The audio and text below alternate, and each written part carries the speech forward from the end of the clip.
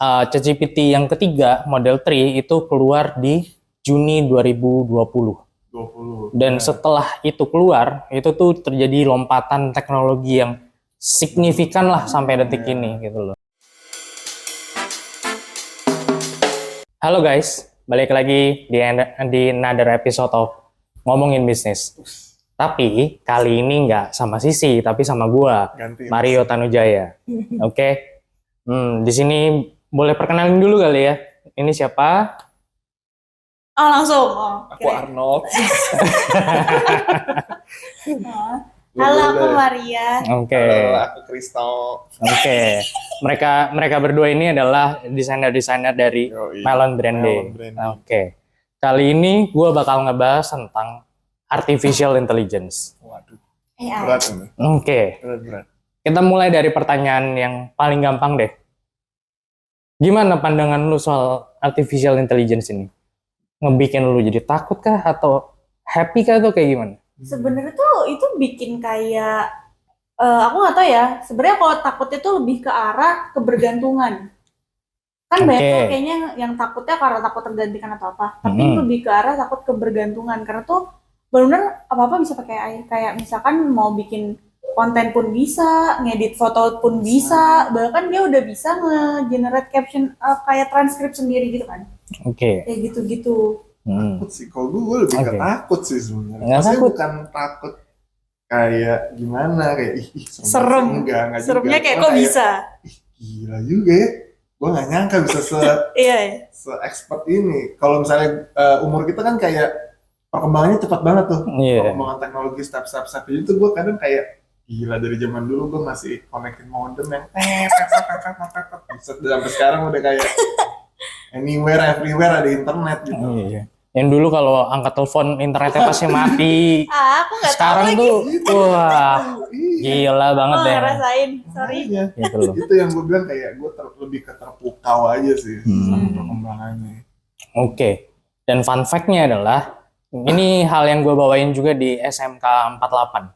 Yaitu adalah di ChatGPT yang ketiga model 3 itu keluar di Juni 2020. Dan setelah itu keluar, itu tuh terjadi lompatan teknologi yang signifikan lah sampai detik ini gitu loh. Kayak yang lu berdua juga pakai sekarang kayak Adobe Firefly dan segala macam artificial intelligence yang ada di Adobe gitu. Gimana rasanya sekarang pakai Adobe yang berbayar ya? Nggak bajak-bajak ya? Feelnya original banget. Iya, kayak gila, desainer banget nih. Gitu. Kemarin tuh aku denger tuh mau diblokir semua yang bajakan. Udah dapat notifnya gitu. Emang iya? Iya. Gitu. Ada beberapa agensi yang udah kena blok soalnya. Iya. Karena dia pakai crack-an. Jadi dipaksa mau nggak mau harus beli yang berbayar gitu. Iya, yang harganya juga affordable. Iya, worth it kok. Tapi mereka tuh terpaksa dan mereka tuh harus adaptasi lagi. Tapi beruntungnya kita adalah kita benar-benar ngadaptasi itu dari awal. Dari awal, iya benar-benar. Ceritain dong ke gue, mungkin dari siapa dulu kayak yang kira-kira once lu yang sebelumnya pakai crack-an terus lu beralih ke berbayar, apa hal yang paling wah banget nih, wah gila ini bisa mempercepat kerjaan gue banget nih. Mungkin dari Kristo dulu kali ya. Kalau gue mungkin ada apa ya? Pertama yang beda memang feel-nya aja sih pas gue buka gitu. Ini beda asli banget nih. Biasanya kan kalau ngetek tuh kayak nggak jelas gitu ya. Kadang gue nggak tahu rasanya gimana.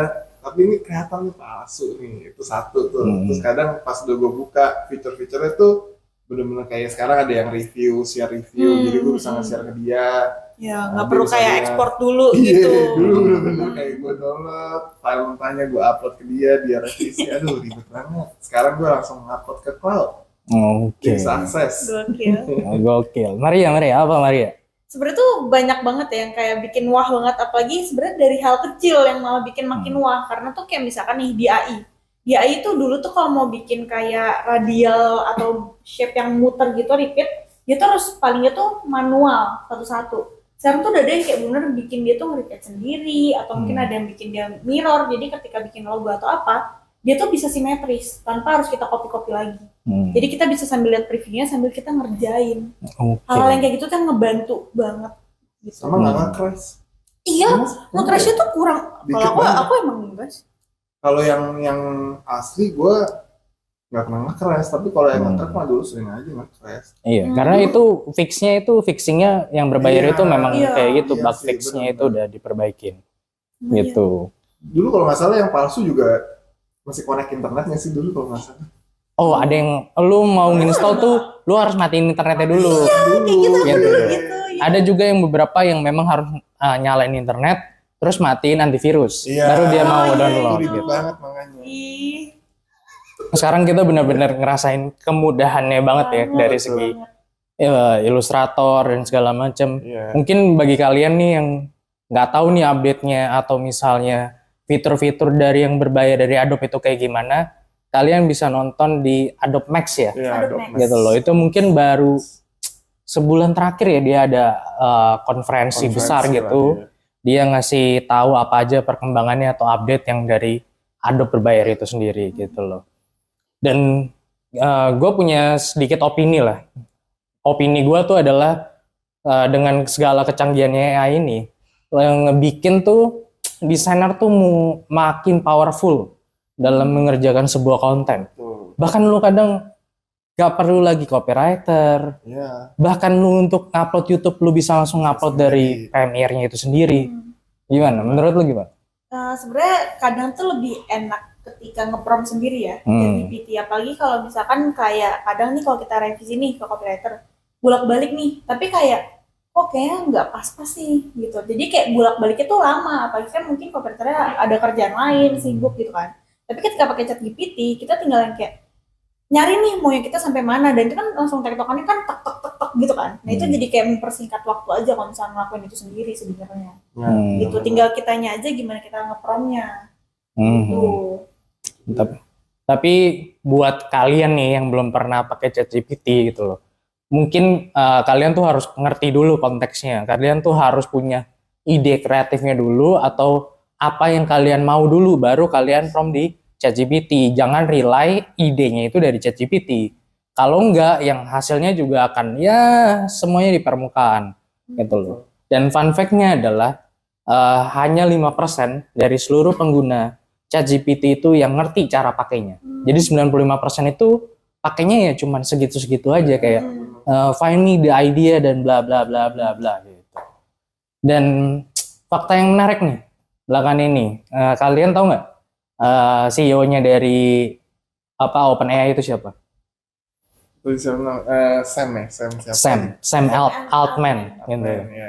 Jadi isu ini yang belakangan ini terjadi itu adalah si Sam ini tuh dipecat dari OpenAI sama BOD-nya, karena BOD-nya itu ngerasa si OpenAI ini tuh makan banyak cost dalam perkembangannya gitu loh.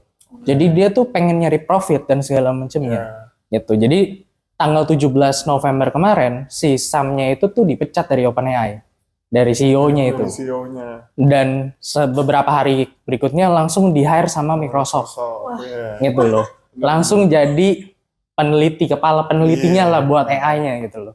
Dan yang gue dengar ada sekitar, dia punya OpenAI itu punya karyawan sekitar 700 something lah. Dan udah ada sekitar 700 juga orang yang mau mengundurkan diri karena si Sam itu dipecat. Iya, Samnya cabut. Gitu loh. Karena mereka nggak ngerasa bahwa gue bakal diperhatiin sama perusahaan ini. Bahkan CEO yang ngasih perkembangan segini aja dipecat loh. Iya. Gitu loh. Kayaknya inovasinya udah, kan si Sam itu yang punya inovasi. Iya, mungkin untuk research and development-nya butuh dana besar aja gitu loh. Dan BOD-nya ngerasa kayaknya kebanyakan nih duitnya gitu. Makanya dia dipecat. Gitu loh. Dan dalam mungkin gue lihat tuh 3 hari terakhir, 3 hari lalu tuh Microsoft langsung launching produk kan. Iya, langsung produk namanya Azure. Gitu loh. Terus di si Microsoft itu juga nge-launching chipset baru yang buat memaksimalkan AI. Jadi nanti komputer lu either Intel atau AMD itu tuh ada satu lagi baru punyanya Microsoft. Itu bisa accelerate dari AI-nya itu sendiri. Si Copilot yang ada di situ. sama nanti ngakses Azure. Sebenarnya Azure tuh udah ini sih punya Microsoft, kayaknya udah ada sebenarnya sih. Iya, Mungkin cuman kayak chipnya si Sam itu tuh yang iya, develop. jadi kayaknya bakal kedepannya tuh dia bakal kembangin lagi nih, apalagi Iya. ada Sam nih di timnya dia nih, Makanya. gitu yang notabene, apalagi platformnya Microsoft kan gede Microsoft, iya. banget gitu loh. Duitnya juga Inovasinya. udah unlimited gitu loh. Inovasinya bakal dibayar Iya, bakal semua. lebih gila lagi Iya. gitu loh. Dia. Tapi gua ngerasa kalau misalnya kita terus-terusan ada AI dan segala macam perkembangannya semakin Iya. cepat, lu kebayang nggak apa yang akan terjadi sama manusia ini? Gitu loh. Iya. Mungkin gue bisa kasih contoh ini deh. Di Singapura, beberapa supermarket itu nggak lagi pakai orang loh. Udah mesin. Sekarang tuh udah pakai mesin. Mungkin cuman perlu satu orang yang jagain. Itu cuman ngasih tahu, lu taruh duitnya nanti di sini, lu tinggal scan, nanti keluar kembaliannya sendiri. Bahkan di Jepang untuk check-in hotel, gue cuman perlu nge-scan kertasnya, keluar kartunya, pas check out, gue cuman taruh kartunya. Iya bener sih. Gitu loh. Berarti terus orang-orang ini yang sebelumnya di hire itu bakal jadi apa nih gitu loh? Itu contohnya Nah, kayak ini tahu yang get tol kan. Iya, Itu tol. juga gue bingung sih orang-orangnya pada kemana ya ke situ ya. Itu kan Iya. benar-benar Udah diganti semua kan jadinya. 50% loh ya. Iya. Cuma satu orang di satu Oke. gate tol ini. Terus menurut lu gimana nih? Menurut lu gimana? Apa yang harus kita lakuin nih? In case dengan beradaptasi ya, dengan segala kemajuan teknologi. Dan sebenarnya kita juga tahu untuk kita survive di dunia yang kecepatannya yang berkembangnya cepat banget, kita harus beradaptasi lah. Gimana? Maria gimana Maria? Sebenarnya kayak yang paling gampang tuh sadar sih, maksudnya dengan jadi tuh kita nggak bisa cuman ngandelin apa yang kita bisa, tapi kita juga harus pakai otak kita, karena kayaknya tuh skill yang kayak hard skill gitu ya, itu tuh kapan aja bisa digantikan sih. Kayak Iya. misalkan mungkin orangnya rajin, mungkin orangnya teliti, misalkan dia kerjanya jadi yang jaga pintu tol gitu, tapi kayak ya one day itu tergantikan kan ujung-ujungnya. Tapi ketika mungkin dia punya kebiasaan, mungkin dia bisa buka usaha atau mungkin menciptakan sesuatu yang baru, itu kayaknya ngebuat dia nggak segitunya mudah digantikan sih. Maksudnya kayak ada backupnya aja gitu, jadi jangan cuman berharap sama kalian yang itu aja sih. Gitu. Oke, menurut lo apa tuh? Ya kalau gue sih lebih ke jangan denial lah. Mungkin kayak banyak orang yang masih ada denial sama teknologi. Enggak lah, gue nggak butuh lah. Butuh nggak butuh, menurut gue lo coba dulu aja. Siapa tahu nanti lo akan butuh. Gitu. Jadi lo at least tahu lah, lo keep up sama perkembangan zaman. Karena kalau lo kayak gitu jadinya ketinggalan pasti Iya. sama perkembangannya. Itu yang bahaya. Bahaya banget sih ya. Tapi gue pernah denger tuh di salah satu podcaster itu ngomong kalau misalnya perkembangannya teknologi atau AI ini berkembang seperti ini terus-menerus dan manusia itu mulai tergantikan. Ya. Cuman mungkin dia bilang tuh cuman ada 3 hal yang cuman bisa manusia yang lakuin. Pertama religius, kedua art, ketiga tuh satu lagi apa gitu, nggak tahu deh, gue lupa, nanti gue coba dengerin lagi. Nah tapi dengan perkembangan AI yang semakin cepat dan segala macam, dia tuh bilang kalau mungkin yang terjadi akan chaos karena orang tuh udah nggak tahu lagi dia harus ngapain, karena semua udah mulai tergantikan sama AI dan segala macamnya. Perusahaan yang sebelumnya perlu 30 karyawan untuk running sekarang mungkin bisa dipangkas setengahnya. Makanya. Jadi orang-orang yang survive adalah orang-orang yang beradaptasi gitu. Jadi menurut lu ada nggak ya satu, mungkin kita tutup dengan ini aja deh, advice deh dari lu berdua gitu loh, untuk orang-orang di sana yang mungkin orang-orang yang sekarang lagi kerja ataupun yang lagi mencari pekerjaan, kira-kira apa sih yang bisa lu kasih advice nih buat mereka in order untuk mereka tuh survive di dunia yang bergerak sangat cepat ini? Bisa dulu deh. Kalau gue ini sebenarnya gue juga ada terapin dari lama. Kalau menurut gue investasi di skill ya, tapi ya bukan di trading atau apa lo ya. Di skill nih, investasi skill lo buat masa depan itu sangat-sangat mahal menurut gue. Jadi memang namanya kan investasi, itu nggak akan balik dalam waktu jangka pendek gitu. Tapi suatu saat dengan perkembangan yang kayak begini, gue yakin itu pasti akan berguna. Dibanding lu hanya cari yang sementara nanti lu pasti kelindes sama perkembangan teknologinya gitu. Kalau gue sih mikirnya bener-bener long term sih sekarang. Oke. Maria. Apa ya, jangan jadi nyaman dengan adanya AI yang bikin kita jadi mudah gitu kerjanya. Jadi kayak rely aja sama AI gitu. Tapi kayak kita tuh harusnya tuh bisa selangkah di depannya AI loh gitu. Jangan sampai kita jadi ya kayak cuman ngikutin dia doang gitu. Jadi coba aja keep up gitu. Jangan cuman ngikutin aja tapi coba lebih apa ya, berinovasi kah, atau mungkin lebih yang kayak inisiatif aja sih buat belajar di atas itu. Oke. Mungkin kalau dari gue ya, gue akan nutupnya mungkin gue panjangin dari apa yang Kristo bilang deh. Gue belakangan ini tuh baca buku namanya Focus on What Matters gitu.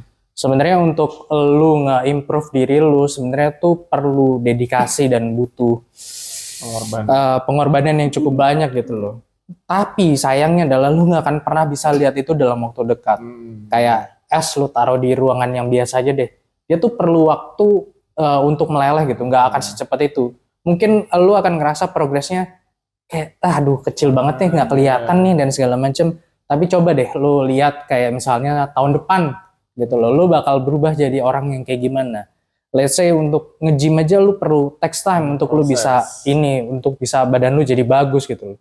Begitu juga knowledge gitu loh. Jadi mau nggak mau lu akan harus beradaptasi, lu harus tahu caranya pakai AI dengan benar, karena once lu bisa mastering AI ini ataupun bisa beradaptasi dengan AI, yang terbantu itu at the end-nya adalah diri lu sendiri juga gitu loh. Kerjaan yang sebelumnya makan editing waktu 4 jam atau 3 jam, sekarang dengan adanya AI mungkin lu bisa menghemat sekitar setengahnya, 1 sampai 1,5 jam gitu loh. Jadi kita nggak ada pilihan lain nih untuk, atau misalnya lu ngerasa gue nggak mau sama teknologinya, ya selamat, lu akan semakin terbelakang dengan segala mindset yang lu punya saat ini. Jadi in order untuk survive kita harus mau nggak mau beradaptasi. Oke.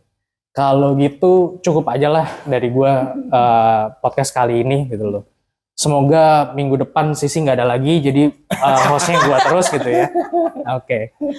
Kalau gitu sampai jumpa lah di lain kesempatan, dan jangan lupa untuk like, subscribe, dan komen, ataupun share lah ke teman-teman kamu yang perlu banget denger obrolan ini. Oke, bye-bye. Bye-bye.